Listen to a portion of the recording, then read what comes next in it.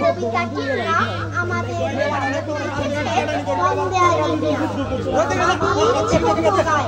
ছোট ছোট ঘর থাকি শীতকাল সবই মিলে নাহি কেহ পাড়ার সকল ছেলে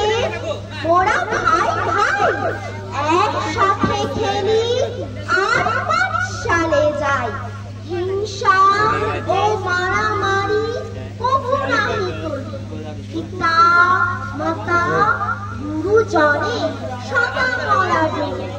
আমাদের ছোট গ্রাম পিছালে তোমার ফেস রাখবো আর না পিছালে কিন্তু আসবো না এটা বুঝো বায়ু গিলে বাঁচাইছে প্রাণ মাঠ ভরা ধান আর জল ভরা